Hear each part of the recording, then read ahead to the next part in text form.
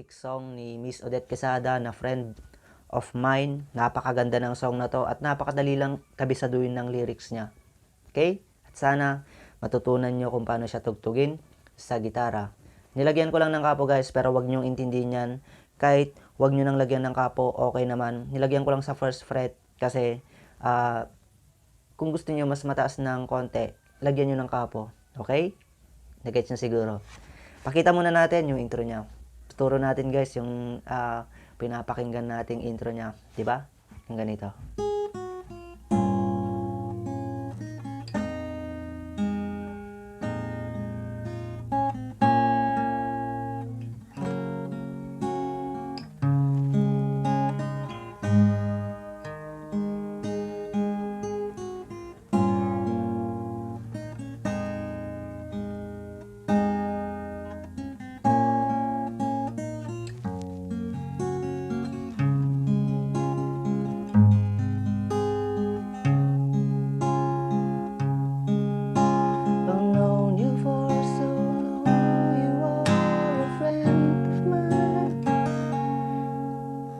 Okay? Bali, ang chords lang naman nun guys, kung gusto nyong tirahin siya sa simpleng, simpleng bagsakan lang, ay ito lang naman yung mga chords niya. Pag-position lang kayo ng A minor, ganyan. Then, kung kaya nyo idagdag itong bass ng F sharp, itong thumb nyo yung gagamitin nyo. Yan, di ba nakalagay dyan, A slash F sharp. Ibig sabihin, pagkatapos ng slash dyan, yung F sharp dyan, yung bass yung pipindutin dyan. Kaya sinabing A over F sharp, A slash F sharp. Yan. Pag meron kayong nakitang ganyan guys, ibig sabihin, bass yun. Yung bass niya. Yan. A minor over F sharp. Pero kung hindi nyo kaya yan, hindi pa kayo sanay, kahit A minor lang, ganito. Okay? Basta wag na kayong mag-bass. Doon lang sa baba. Pluck nyo. Okay? Yung mga chords niyan, A minor over F sharp, then E minor, tapos babalik ka sa A minor, F, yan, C, then G. Okay? Di ba napakadali lang naman? Kung i-humming natin ganito,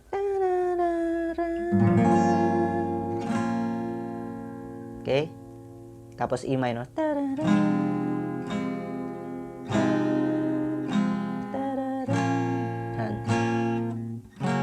F, C, and ulitin.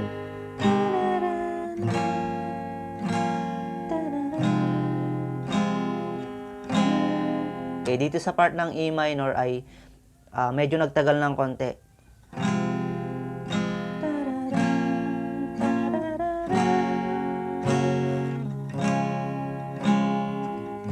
Okay, then C.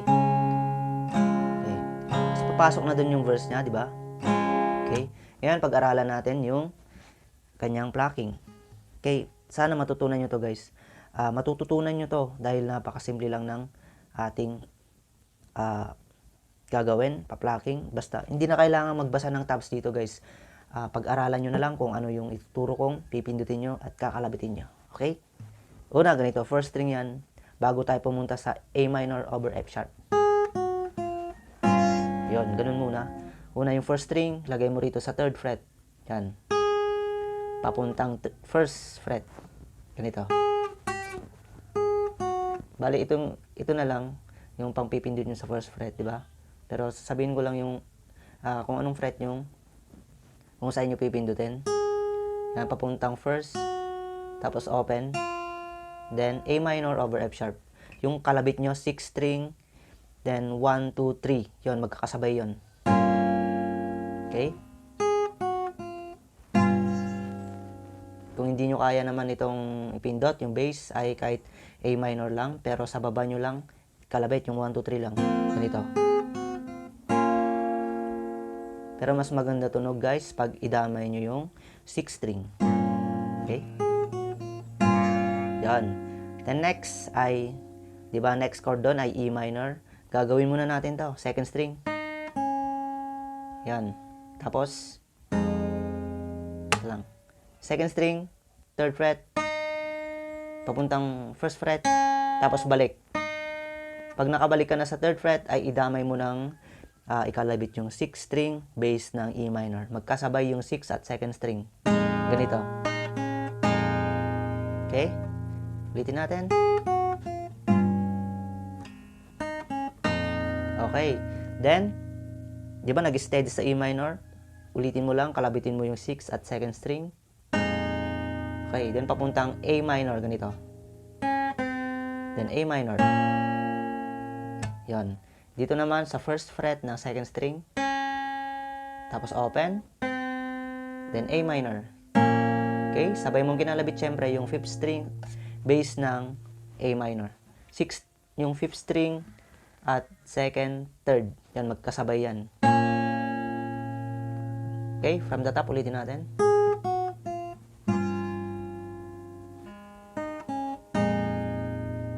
Then, yan.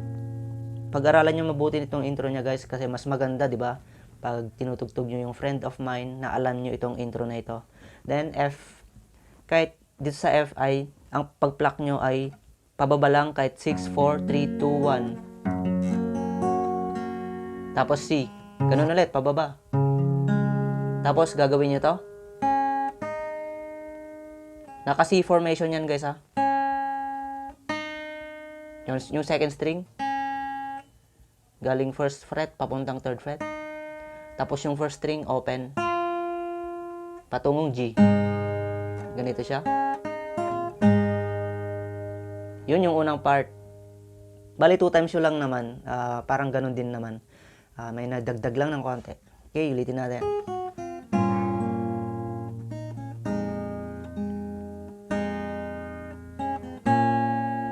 Then F. C. G. Okay, then ulitin mo lang ulit yan.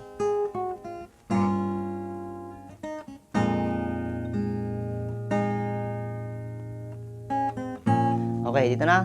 Bago pumasok sa F, ay gagawin mo to. Yung 2nd string, dalhin mo, mula 1st fret, dalhin mo lang naman sa 3rd fret. Ganito. Yon. Tapos 1st string, kalabitin mo, open. Then F. Tapos C. Then G. Ganun lang. Okay? Doon tayo sa 2nd part.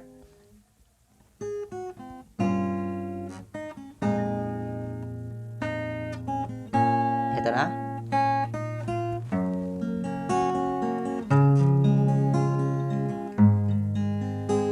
Okay? Then C. Ito yung C, yung velo niya, di ba? Papasok yun yung verse. Okay? Buuin natin lahat. Bago tayo pumasok sa kanyang mga stanza at chorus.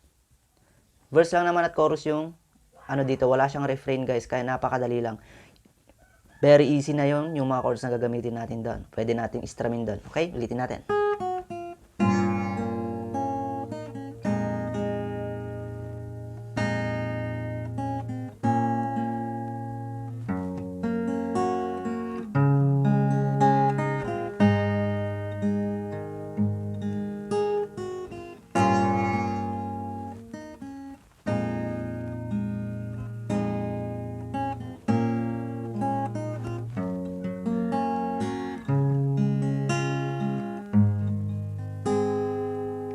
C. Okay? Sa kanyang verse naman, ganito. Unknown you for... kung gusto nyo guys, pwede siyang istramin. Unknown you for so long, you are a friend. Sa pag-pluck naman nito ay, syempre uunahin nyo yung bass. Unknown you for... Yun, bass, strum. Unknown you for so long, you are a friend of mine. Okay? C. C major 7. Alisin mo lang yung hintuturo. Then F. I've known you for so long. You are a friend of mine. Okay? Pag nakarating sa F guys, ay meron tayong papaluin sa 2nd string. Dito. Ito. Yung hindi late yung ipampapala nyo kung kaya nyo. 2nd string sa 3rd fret. Yan. Pag pinakinggan nyo yun guys, meron tayong nadidinig na gano'n, di ba? Ulitin natin. I know you for so long, you are a friend of mine. Okay, di ba? Tapos next ay ganito. This is all we ever be. Okay, di ba nag-steady ka sa sa F dito, F. Then bibitawan mo yung bass ng F. Magiging open yan. Papuntang D minor. Then E minor. Yan, 2 times yung ulitin yon. I love you ever since you were a friend of mine. Then, alis, yung 6th string, i-open nyo yan. Papuntang D minor. Babe, this is all we ever could be. Alright, ganun lang kasimple yung verse niya, guys. Ulitin natin, buuin natin. Sabayan nyo ako, guys, ha. I know you for so long, you are a friend of mine. This is all we ever be. I love you ever since you are a friend of mine.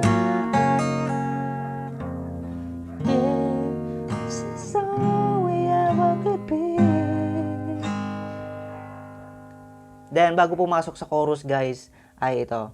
Di ba nagtapos ka sa G? Yon. Isang bass lang, isang note lang yung idadagdag natin. Ito. Itong 6 string sa first fret. Yun.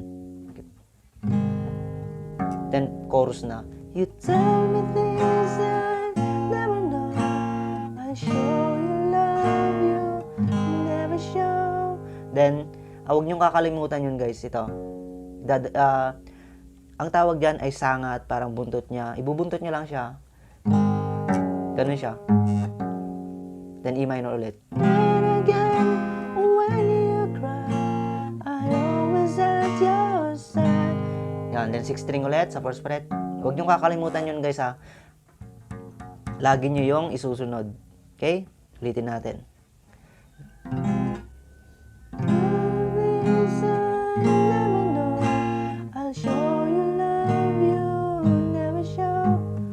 Yan.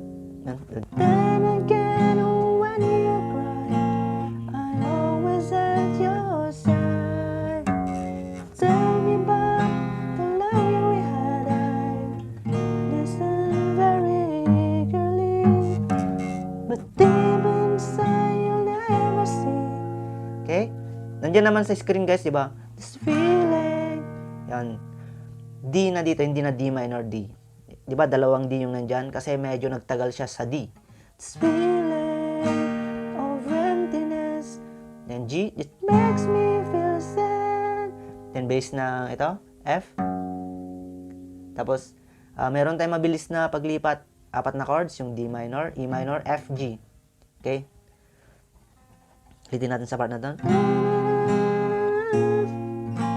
This feeling of emptiness. It makes me feel sad. Ito na, mabilis. But then again. Yun, mabilis, di ba? Then again. Yan, yung D minor, E minor, F at G. But then again, I'm glad. Tapos interlude niya, isang chord lang. Babagsak ka lang sa G. Okay? Nakuha ba, guys, yung chorus niya? Ulitin natin. Okay. Maganda to, guys, pag natutunan nyo. Tell me things I never know. I'll show you love you never show. And again, when you cry, I always at your side. Tell me about the love. Listen very eagerly. Deep inside, never see this feeling of emptiness that makes me feel sad. But then again, I'm glad. Okay, interlude G. Second verse, I've known you all my life. You are a friend of mine.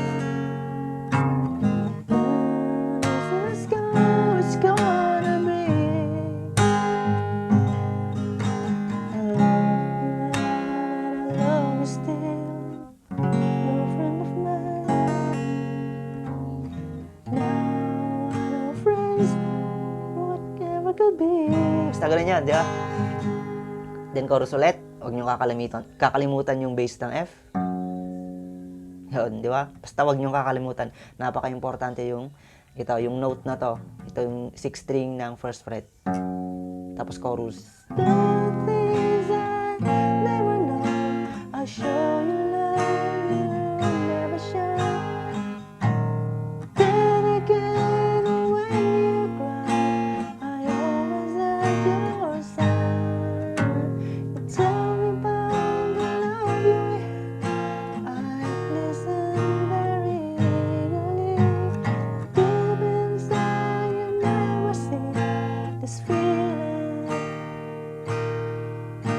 It makes me feel sad, but then again. Okay, then ulitin yung then again. Ang chords nun, balik ka sa E minor. Tapos A minor. Again. Okay? Doon tayo sa part ng then again. Okay? Then again. Then yung apat ulit. Then again. I'm glad. Okay, ganun lang naman yung song na yan. Napakasimple lang. Walang ulit-ulit. Pero solve naman pag pinakinggan. Diba? Sana napag-aralan nyo yan, guys. At magsha-shoutout tayo ngayon. Magpapasalamat ako, guys, sa inyong pagtangkilik sa aking premiere at patuloy na panonood ninyo at pagsuporta sa aking munting channel. At babatiin ko yung mga pumupunta rito pag may premiere. At simulan natin kay nanonood pala siya ng Palihim. Babatiin natin si Mayora, si Celidonia Amuyen, yan ang isang channel niyan. Tapos si Sons of Nature, Mayora, kamusta ka na? Isusunod din natin dyan si Tito Noise Vlog, Happy Glad, Meldin Movida, at si Rolando Nasi. Kaawaan niyo sila. Nandyan din yung bagong-bago nating kapatid na si Rain Igorota, Emeline Official, Gemma Chan, at si Marif Manangan Vlog, Family 1213, Maricel Vlog. Kaawaan niyo sila. Nandyan din si Buwan Vlog, Befang TV, Lakwat Kerang Inday, tapos sumusunod dyan si Mama Lynn Official, Jen Barona Vlog, Mickey Tigerfield TV, Simply Grace, Charlene Medrano, Ate Ruby, Cherry Papoy's Adventure Oxys Tab, Team Milo. Kaawaan niyo sila. I-shoutout din natin si Sweetie Cake, Baby Ashi Official, Jessie Japus, Christine Loisaga, Lion Mix Vlog, Charles and Floor, Row Floor, at si Bicolanang Ali. Kaawaan niyo sila. Batiin din natin si Mami Joan, Mami Tikoy, Food Wanderer, Tekla, Aichel Vlog, Annalyn's Julie, Amlena Vlog, Noli Ramos, MLS Oselin, Cooking Paradise, Bayanggu daw na hindi na ata nagpaparamdam. Magparamdam ka naman.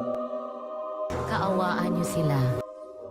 Shoutout din kay Supermom ng Hong Kong, Miss Chubbs de la Cruz, Yomar Official TV, Unisin Virgis Tandem, Make the Day Unique, Pearl DM, Greasy TV, RB Wanderlust, Merlin Pineda Vlog, Shinjin 82, Coach MB, at si Jess Lifestyle ng Japan. Kaawaan niyo sila.